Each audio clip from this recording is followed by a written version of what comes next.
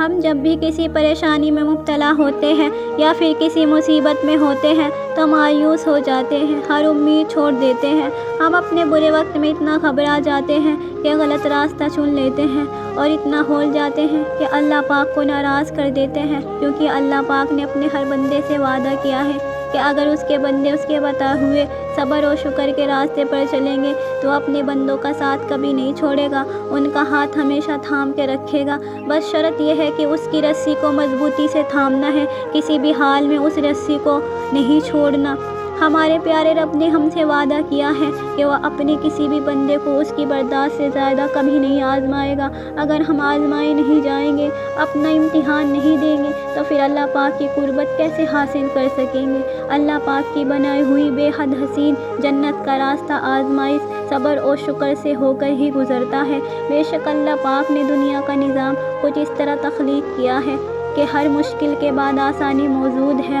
ہم بھول جاتے ہیں کہ جب ہماری ماں ہمارا ساتھ، ہمارا ہاتھ کبھی نہیں چھوڑتی، ہمیں ہمیشہ معاف کر دیتی ہے، چاہے جانے انجانے میں یا جان بوجھ کر ہم نے اس کا کتنا ہی دل کیوں نہ دکھایا ہو، تو پھر اللہ پاک جو ہم سے 70 ماؤں سے زیادہ پیار کرتا ہے وہ ہمیں کیسے بھول سکتا ہے؟ ہمارا ہاتھ اور ساتھ کیسے چھوڑ دے گا؟ بے شک آسمانوں اور زمینوں کی قسم، وہ بے حد مہربان ہے، رحم کرنے والا ہے، ہمارے گناہوں کو بخشنے والا اور ہمارے دل سے کی گئی توبہ کو قبول کرنے والا ہے۔ لیکن شرط یہ ہے کہ ہم اسے پکاریں، اسے آواز دیں، وہ ہماری لازمی سنے گا۔ ہمیں اپنی ہر پریشانی میں اسے یاد کرنا ہے۔ اگر وہ ہمیں آزمائشوں میں ڈالتا ہے تو ہمارے لیے ڈھیروں راستے بھی کھول دیتا ہے، اور وہ راستے اسے پکارنے پر ہی نظر آتے ہیں۔ اگر ہم اپنے برے وقت میں صبر و شکر کرتے ہیں، اللہ پاک کو یاد کرتے ہیں، اس کے وعدے یاد رکھتے ہیں تو یہ بھی اس کا احسان ہے، اس کی رحمت ہے کہ وہ ہمیں بھٹکنے نہیں دیتا۔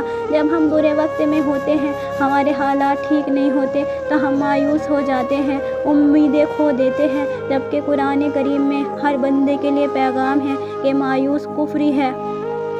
لہٰذا ہمیں نا امید نہیں ہونا چاہیے، اللہ پاک کو یاد کرنا چاہیے، اسے پکارنا چاہیے، اس سے مدد مانگنی چاہیے۔ بے شک وہ ہم سب کی سننے والا ہے۔ اللہ پاک خوش ہوتا ہے جب اس کے بندے اسے یاد رکھتے ہیں کہ اس کا بندہ اس کی دی گئی آزمائشوں میں بھی اسے مدد کے لیے پکار رہا ہے، اس کا بندہ اسے بھولا نہیں ہے، نا امید نہیں ہوا، مایوس نہیں ہوا، پھر وہ اپنے بندے کو اپنی قربت بخش دیتا ہے، اور پھر اس کا پیارا بندہ ہر آزمائش کو سکون کے طریقے سے گزارتا ہے، کیونکہ اللہ پاک نے وہ ہاتھ بہت مضبوطی سے پکڑ رکھا ہے، اسے لڑکھڑانے کبھی نہیں دیتا۔ پھر اور اب ہمارے سب سے بڑا مسئلہ یہ ہے کہ ہم اپنے مشکل وقت میں اللہ پاک کو آخری سہارا مانتے ہیں، جبکہ اللہ پاک ہمارا واحد سہارا ہے، اور اگر ہم اسے واحد سہارا نہ مانیں تو ہم ذلیل و رسوا ہو کر رہ جاتے ہیں۔ شرط بس یہ ہے کہ ہم اللہ پاک کو اپنا واحد سہارا مانتے ہیں، پھر کتنا ہی برا مشکل وقت کیوں نہ آ جائے، اور ہمارا دل ہمیشہ سکون میں رہتا ہے،